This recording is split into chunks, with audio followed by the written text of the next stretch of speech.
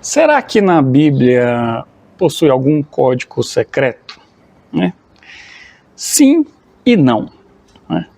Na verdade, na Bíblia existem sim códigos secretos.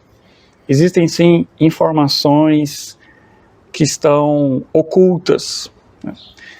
Mas não é utilizando técnicas de criptografia ou codificação matemática do texto. Tem a ver com a interpretação. Como assim interpretação?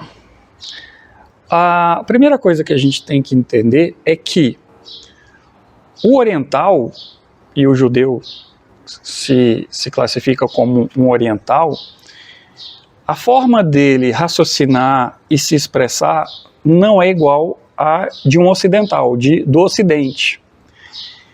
Ou seja, a principal diferença é que nós ocidentais pensamos de forma linear e nos comunicamos de forma linear. Ou seja, quando começamos uma narrativa, ela tem começo, meio e fim. Né? Uma dissertação, ela tem introdução, desenvolvimento e conclusão. Na narrativa oriental, judaica aqui no caso, no hebraico, não é assim. Eles não seguem uma linha cronológica temporal, onde existe começo, meio e fim. Eles podem começar pelo fim, aí eles falam o começo e terminam com o meio da história. Ou seja, a narrativa judaica ela pode estar fora de ordem, fora da ordem que nós estamos acostumados. Isso acaba se tornando um código porque dificulta a nossa interpretação. E só quem tem esse código de interpretação é que vai conseguir interpretar alguns textos bíblicos de forma mais exata, de forma mais acurada. Né? Isso acontece muito na palavra de Deus. Né? Então nós temos aqui em Mateus 21, né? Jesus diz assim, no verso 7, Mestre, quando sucederá isto? E que sinal haverá de quando essas coisas estiverem para se cumprir? Respondeu ele, vede que não sejais enganados, porque muitos virão em meu nome dizendo, sou eu, e também chegou a hora, não sigais. Quando ouvirdes falar de guerras e revoluções, não vos assusteis, pois é necessário que primeiro aconteçam essas coisas, mas o fim não será logo. Então lhes disse, levantar-se-á nação contra nação e reino contra reino. Haverá grandes terremotos, epidemias e fome em vários lugares, coisas espantosas e também grandes sinais do céu. Antes, porém, de todas essas coisas, ou seja, aqui nós já começamos a perceber esse padrão. Jesus, quando ele vai falar do desenrolar da história, ele já começa pelo final. Ele já conta a história, ele conta o final da história. E ele dá os sinais do final da história. Aí ele diz no verso 12, no caso aqui, o evangelista aqui, Lucas, né? Ele diz, antes, porém, de todas as coisas, lançarão mão de vós e vos perseguirão, entregando-vos às sinagogas e aos cárceres, levando-os à presença dos reis e governadores, por causa do meu nome. E isso vos acontecerá para que deis testemunho. Assentai, pois, em vosso coração, de não vos preocupardes com o que haveis de responder, porque eu vos darei boca e sabedoria a que não poderão resistir, nem contradizer todos quantos se vos opuserem. E sereis entregue até por vossos pais, irmãos, parentes, amigos, matarão alguns dentre vós. De todos sereis odiados por causa de meu nome. Contudo, não se perderá um só fio de cabelo da vossa cabeça. É na vossa perseverança que ganhareis a vossa alma. Esse trecho, do verso 12 ao verso 19, é o meio da história. Aqui é o meio do Apocalipse. Entenda que Lucas 21 é uma espécie de resumo do Apocalipse. Por que o resumo do Apocalipse? Porque o Apocalipse ele está acontecendo desde o primeiro século. O Apocalipse não é um livro que fala dos últimos dias. O Apocalipse é um livro que fala do que vai acontecer ao longo da história, da vitória de Cristo ao longo da história, desde o momento da sua ressurreição até o momento da sua segunda vinda, até quando ele vai completar todas as coisas. Aqui do verso 12, quando ele diz antes porém, ou seja, ele está falando do final. Aí ele diz, mas antes porém, lançarão mão de vós e vos perseguirão. Isso é o que está acontecendo no cristianismo, na história da humanidade, ao longo desses 2000 anos, onde os cristãos são perseguidos, são encarcerados, são presos, são executados, são os mártires. Isso tem 2000 anos, ou seja, o meio da história que ele está contando do verso 12 ao 19 é o que está acontecendo ao longo dos 2000 anos. Mas aí ele continua, ou seja, entenda a narrativa judaica. Ele começou do final, agora ele está explicando o meio. Agora vamos ver no verso 20, ele diz assim, quando porém virdes Jerusalém sitiada de exércitos, sabei que está próxima a sua devastação. Então os que estiverem na Judéia, fujam para os montes, e os que se encontrarem dentro da cidade, retirem-se, e os que estiverem nos campos, não entrem nela, porque esses dias são de vingança, para se cumprir tudo o que está escrito. Ai das que estiverem grávidas e das que amamentarem naqueles dias, porque haverá grande aflição na terra, e ira contra este povo. Cairão ao fio da espada e serão levados cativos para todas as nações, até que os tempos dos gentios se completem, Jerusalém será pisada por eles. Aqui Jesus, ele fala de todo o meio, e aí ele volta para o começo do meio. O começo do meio é essa profecia de que Jerusalém seria destruída, e ela foi destruída no ano 70 pelo Império Romano. Jerusalém foi totalmente destruída. E é onde Jesus diz, ai das que estiverem grávidas e das que amamentarem naqueles dias, porque verá grande aflição na terra e ira contra este povo. Ira de quem? Do Império Romano no ano 70, quando o templo é destruído. O templo é destruído, Jerusalém é destruída e o povo judeu é disperso para as nações. Isso tem tudo a ver com o que ele está dizendo aqui no verso 6. Ele diz, então disse Jesus, vede essas coisas, dias virão em que não ficará pedra sobre pedra que não seja derribada. Jesus está falando do templo. Ele está falando da destruição do templo, que ocorreu no ano 70, que ele retoma aqui no verso 20, dizendo que Jerusalém seria destruída. Com que intuito Jerusalém será destruída? E o povo judeu será disperso por todo o planeta. Ele diz, cairão ao fio da espada e serão levados cativos para todas as nações, e até que os tempos dos gentios se completem. Qual é o tempo dos gentios? É desde o início até os dias atuais. Desde o início do cristianismo, quando Deus estabelece o apóstolo Paulo como apóstolo dos gentios, quando Deus dá a visão para o apóstolo Pedro de um lençol que descia com toda espécie de animais, inclusive os animais que eram considerados impuros pelos judeus, e Jesus manda Pedro comer daqueles animais. E aí Deus abre a mente de Pedro para dizer para ele, olha, tudo que Deus fez é santificado. Ou seja, o evangelho não é só para vocês judeus. O evangelho agora, ele é universal para todas as nações. Então, costuma até se dizer que o cristianismo nada mais é do que um judaísmo universalizado. Por quê? Porque o cristianismo, porque no judaísmo havia a profecia do Messias. Jesus, como Salvador, é o cumprimento da profecia do Antigo Testamento, da religião dos judeus, da religião judaica. Só que Jesus e o Espírito Santo de Deus, e Deus Pai na sua soberania, decidiram que o Evangelho seria para todos. Seria para a salvação de todos, de toda raça, de todo povo, de toda nação, de toda tribo, de toda a humanidade. Então aqui ele está dizendo qual é o propósito da destruição de Jerusalém.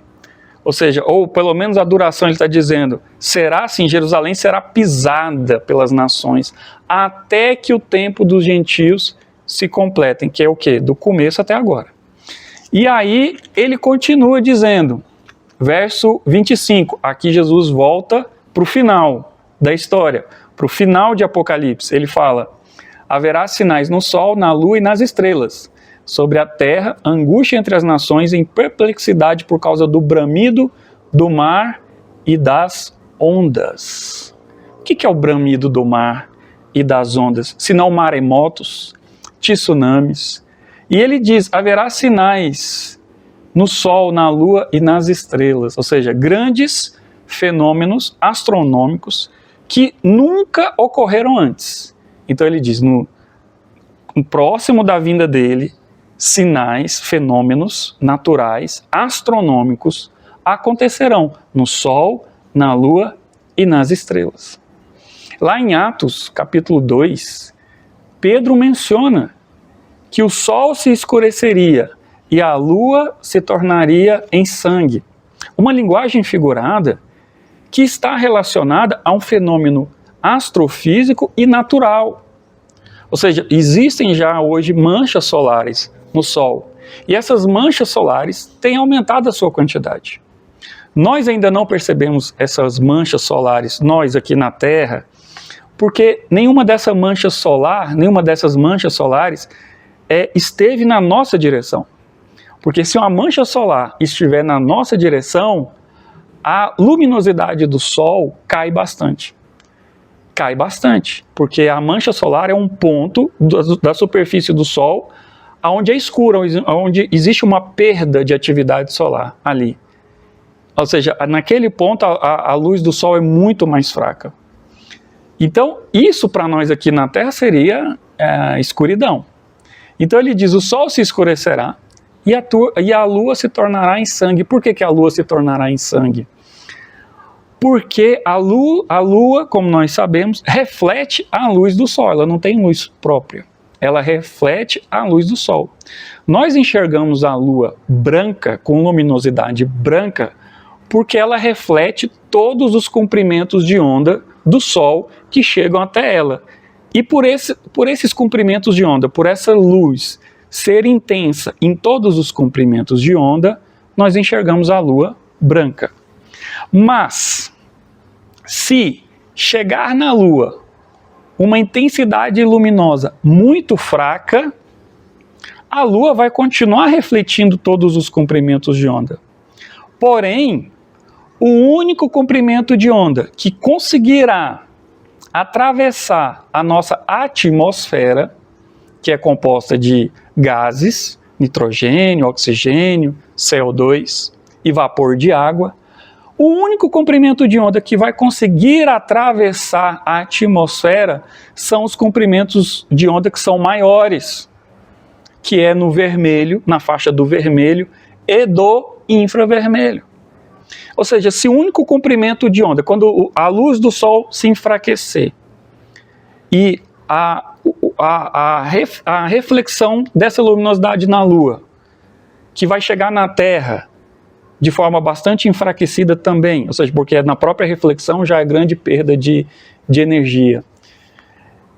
Então, qual é o único comprimento de onda que vai conseguir atravessar a nossa atmosfera?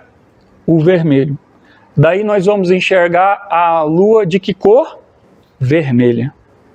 Por isso que a profecia diz, e a Lua se tornará em sangue, ou seja, o Sol se escurecerá, ou seja, vai perder a sua luminosidade, e a Lua vai ficar vermelha. E esse fenômeno nós já presenciamos ele, né? Quando o Sol está se pondo, os raios solares têm que atravessar uma maior faixa da nossa atmosfera, porque o Sol está inclinado em relação a nós, ou seja, então a quantidade de atmosfera que os raios solares têm que atravessar para chegar até nós é uma distância bem maior. Então, quais são os comprimentos de onda que chegam até nós com maior intensidade, que conseguem atravessar essa grande faixa de atmosfera. São aqueles que estão próximos do vermelho. Por isso que nós enxergamos o Sol avermelhado no entardecer. Só que esse fenômeno, quando ocorrer essa profecia, praticamente não vamos ver o Sol. E a Lua, ela se tornará vermelha. Haverá homens que desmaiarão de terror e pela expectativa das coisas que sobrevirão ao mundo, pois os poderes dos céus serão abalados, ou seja, coisas que nós nunca vimos em termos astronômicos, em termos astrofísicos, coisas que nós nunca vivenciamos, nunca experimentamos, vão acontecer. E isso vai deixar toda a humanidade abalada, com medo de perder a própria vida, a própria existência. Aí Jesus conclui: então se verá o Filho do Homem vindo numa nuvem com poder e grande glória. Ora, ao começarem essas coisas a suceder, exultai e erguei a vossa cabeça, porque a vossa redenção se aproxima. Percebe então como que a narrativa oriental, judaica, portanto, ela não é linear? E é isso que eu chamei no início do vídeo de código, porque existe um código de interpretação. Ou seja, Jesus, ele fala do sinal, ele fala o que não ficará pedra sobre pedra. E daí ele começa a falar dos sinais que antecederão. E aí, isso é no final, e aí ele volta para o meio da história, ele fala da perseguição dos cristãos, do martírio dos cristãos, que é o meio de toda a história. Aí ele volta para o começo do meio da história, que é a destruição de Jerusalém no ano 70. Ele fala o motivo disso, a dispersão dos judeus, ou seja, para que o tempo dos gentios, que sou eu e é você, provavelmente que está vendo esse vídeo, para que se cumpra, ou seja, para que nós sejamos alcançados pelo Evangelho, para que nós creiamos no Evangelho.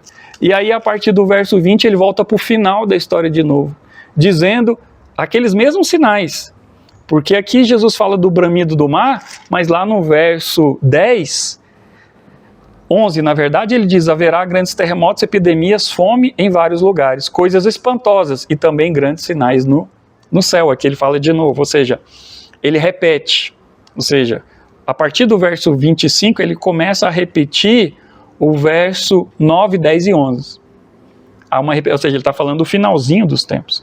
Só que a partir do verso 25, ele fecha a história no verso 27. Ele diz: então, depois que acontecer essas coisas, esses sinais específicos, nessa intensidade e nessa característica, ele diz: então se verá o Filho do Homem vindo numa nuvem com poder e grande glória. Para os que creem, ele diz: então vocês devem se exultar e erguer a vossa cabeça, porque sabeis que está próximo a redenção de vocês. Para os que não creem, isso será motivo só de desespero, porque imagina o sol escurecer, a lua se tornar vermelha, isso vai ser terremotos, epidemias, fomes, guerras, nação se levantando contra a nação, coisas espantosas acontecendo no céu, cometas, asteroides vindo em nossa direção. Então esses sinais, para os que não creem, serão motivo apenas de desespero, de angústia, de medo da morte, de medo do fim. Para nós que cremos, será motivo de alegria e de exultação, de saber que a nossa redenção, daqueles que ainda estão vivos nesse tempo, nessa época, de saber que a nossa redenção está próxima. Então que Deus te abençoe, que Deus te guarde e que Ele gere fé no seu coração, porque céus e terra passarão, mas a palavra de Deus não passará, ela se cumprirá completamente. Que Deus te abençoe, em nome de Jesus.